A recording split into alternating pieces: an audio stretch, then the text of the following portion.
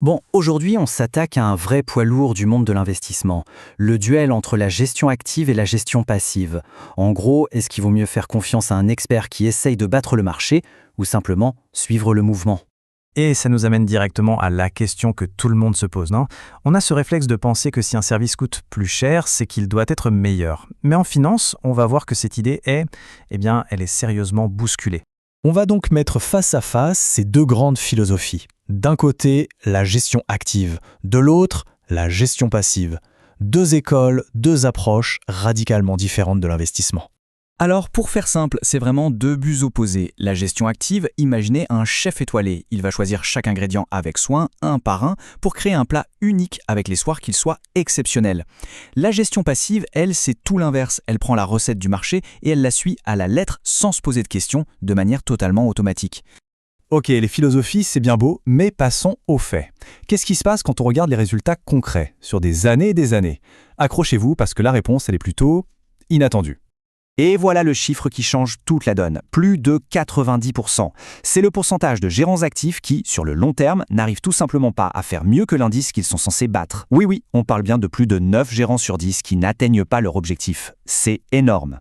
Et attention, ce n'est pas un chiffre sorti du chapeau, hein. Des études très sérieuses comme le rapport SPIVA le confirment tous les ans. Qu'on regarde les actions mondiales ou les obligations d'entreprise, sur 10 ans, le constat est sans appel. La quasi-totalité des gérants se fait battre par le marché lui-même. La question c'est, mais pourquoi? Comment expliquer une telle contre-performance? En fait, il y a deux coupables principaux qui se cachent derrière tout ça. Le premier coupable, on le voit très bien ici, ce sont les frais. Forcément, un gérant actif, il a une équipe, des analystes, des bureaux, et tout ça, ça se paie. On arrive vite à des frais de 2% par an. Un fonds passif, un ETF, comme il ne fait qu'automatiser une tâche simple, eh bien ces frais sont ridicules en comparaison. Pour le dire autrement, cet écart de frais, c'est comme s'il venait grignoter le capital, petit à petit, année après année. C'est comme si le gérant actif devait commencer chaque année une course avec un énorme sac à dos rempli de cailloux, alors que le gérant passif, lui, part tout léger. L'autre coupable, c'est un concept un peu plus subtil, l'efficience des marchés. En clair, ça veut dire qu'aujourd'hui, l'information circule tellement vite que dès qu'une nouvelle tombe, elle est quasi instantanément intégrée dans le prix des actions. Du coup, espérer avoir une info secrète que personne d'autre n'a, c'est devenu une illusion. Alors, si essayer de battre le marché est à la fois si difficile et si coûteux, quelle est l'alternative la plus logique? Eh bien, c'est tout simplement de le suivre.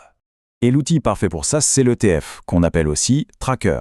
C'est un fonds qui se contente de copier à l'identique un indice boursier comme le MSCI World qui regroupe les plus grandes entreprises du monde. C'est simple, c'est transparent et comme on l'a vu, c'est surtout très peu cher. Ce tableau, finalement, il résume parfaitement le duel. La gestion passive via les ETF a un objectif clair, copier le marché. Elle le fait avec des frais minuscules et en plus, elle élimine le risque d'une mauvaise décision humaine vu que tout est automatisé. C'est une approche pragmatique. Mais attention, conclusion un peu nuancée quand même. Est-ce que ça veut dire que la gestion active est bonne à jeter à la poubelle? Pas du tout.